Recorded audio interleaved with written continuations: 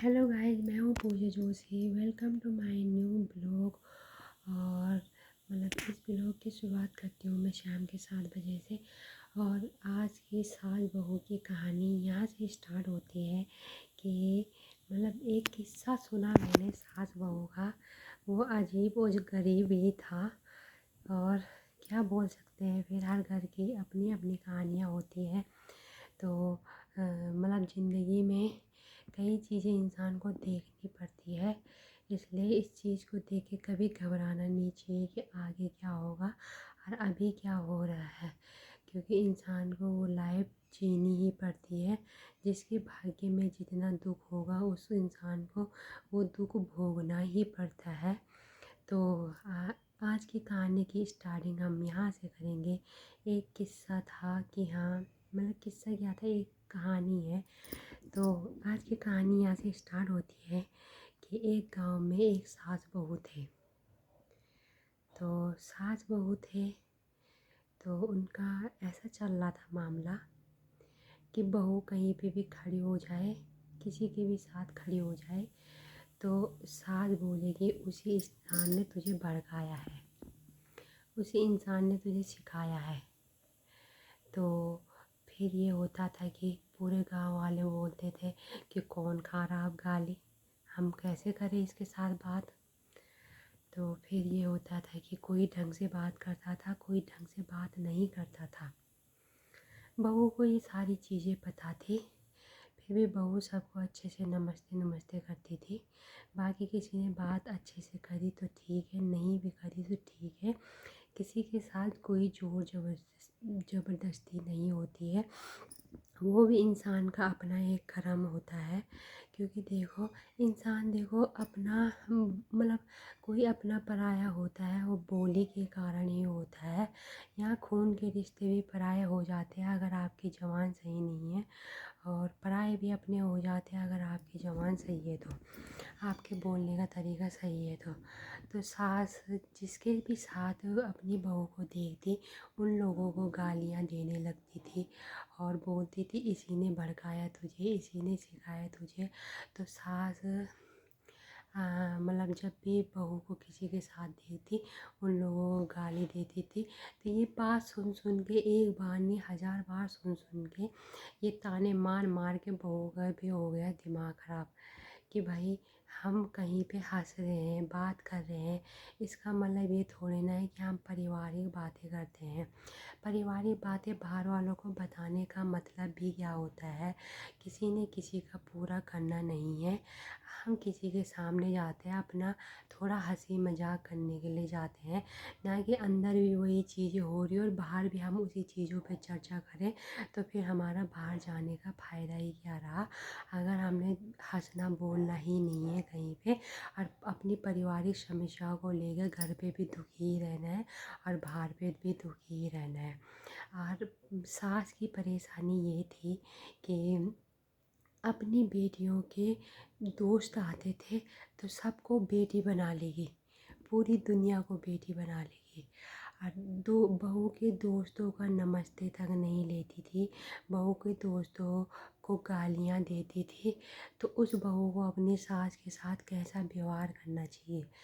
चलो सास ने बहू को जो भी बोला वो बात अलग है, वो बात वहीं तक सीमित है, वो पारिवारिक मामला होता है। बट तुम बहू के दोस्तों तक को भी गालियाँ दे रहे हो, वो चीज़ सही नहीं होती है। अपनी बेटी के दोस्त आते हैं तो सबको बेटी बना लेगी, आओ खाओ पियो, ठीक है, पूरी दुनिया को बेटी बना लेगी, ठीक है। पूरी दुनिया वाले उसको माँ माँ बोलते फिरेंगे और वो सबकी माँ माँ बनती फिरेगी। पर जो बहू ने उनके साथ आगे का जीवन जीना है, जो बहू उनको बना बुना के दे रही है, उसको गालियाँ देते फिरेंगे। खैर क्या बोल सकते हैं, अपनी अपनी सोच है। और फिर देखो बात ये है कि गालियाँ देखो, गाली गलौज पहले तो बहू के साथ करना भी बेकार है। और बाहर वालों को अगर तुम बिना वजह गाली दे रहे हो तो वो गालियाँ कहाँ लगेंगी। किसी भी इंसान को गाली देने का कोई अधिकार नहीं है ना। देखो, अपनी इज्जत होती है अपने हाथों। अगर देखो सास बहू तक की हुई गाली देगी तब भी इंसान सह सकता है, पर वहाँ वो दूसरों तक को भी गाली देती रहती है, उस इंसान का क्या किया जाए। अब फिर बहू के दिमाग में बातें तो यही आती है कि हाँ मेरी दोस्त आती है तो उनको इतनी गालियाँ दी जाती है, मैं कहीं पे हाथ बोल लूँ तो उनको इतनी गालियाँ दी जाती है। और अपनी बेटी के दोस्तों को तो बेटियाँ बना देती है, सबको, पूरी दुनिया को। तो इस चीज़ से बहू का नेचर कैसे बदलेगा आप ही बताइए। एक बहू के साथ कैसा भेदभाव किया जाता है आप ही बताइए। बेटी और बहू में क्या अंतर किया जाता है आप ही बताइए। और फिर बेटियों के पास जाके पूरी चुगली करेगी, ठीक है, कि हाँ मेरी बहू ने तो मुझे ये बोल दिया, मेरी बहू ने तो मुझे ये बोल दिया। अपनी गलतियाँ कुछ नहीं बताएगी। और फिर बेटियाँ इतनी मूर्ख है कि वो ऊपर से अपनी उस घर की बहू को बोलती है कि हाँ उसने तो ऐसा करा, उसने तो मेरी माँ को ऐसा बोला, उसने तो मेरी माँ को ऐसा बोला। भाई जब तुम्हारी माँ इतनी गालियाँ दे रही है बहू को, उनके दोस्तों तक को भी गालियाँ दे रही है, तो तब कहाँ हो तुम?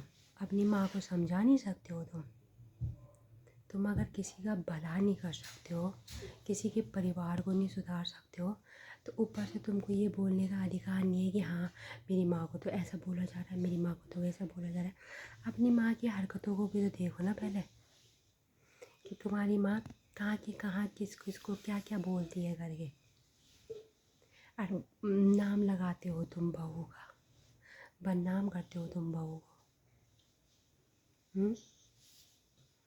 इसीलिए रिश्तेदार गाली खाते हैं, जिनको कुछ पता नहीं होता है, और बीच में बोलते हैं कि हाँ मेरी माँ को ऐसा बोल दिया और मेरी माँ को ऐसा बोल दिया।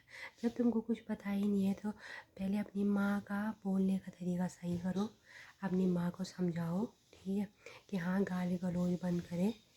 जो भी है तुम्हारी बहू है, रहना तुमने उन्हीं के साथ है। कोई के बेटियों के घर में जाके रहेगा? नहीं रहेगा ना। जो भी रहेगा बहू के साथ ही रहेगा। अपना घर अपना ही होता है, और बेटियों का घर बेटियों का ही होता है। बहू को तो डांट भी दोगे तो बोलोगे हम अपने घर में बैठे। बेटियों का घर कोई जवाई के घर में बैठ सकता है? ये बताओ। जब नहीं बैठ सकता, जब वो अपने साथ नहीं ले जा सकते, तो बीच में बोलने वाले तुम कौन होते हो? चलो कहीं पे तुम समझा दो, बात अलग है, पर हाँ तुम किसी और पे आरोप लगा रहे हो, अरे बहू ने ये कर दिया, बहू ने वो कर दिया। चलो सास बहू का जो हो रहा है, तीसरा क्यों आ रहा है बीच में बोलने के लिए? इधर की चुगली उधर लगाने के लिए क्यों आ रहा है? चलो खैर ये किस्सा यहीं पे ख़त्म होता था, ठीक है, इस किस्से को यहीं पे बंद करते हैं। तो ये भी एक कहानी है सास बहू की, ऐसा ऐसा किस्सा हुआ था, और वो तो चलता ही रहेगा। जब तक किसी का माइंड सही नहीं होता तब तक चलता ही रहेगा। जब तक कोई भेदभाव करना बंद नहीं करेगा और अपने मन में शांति नहीं लाएगा तब तक ये किस्सा चलता ही रहेगा। Tata bye bye. इस ब्लॉग का एंड मैं ये करती हूँ, आशा करती हूँ कि आपको ये ब्लॉग पसंद आया होगा, और जैसा जिसका व्यवहार होगा उसके साथ उसी तरीके से व्यवहार किया जाएगा। किसी के भड़काव में आके कोई कुछ नहीं करता है।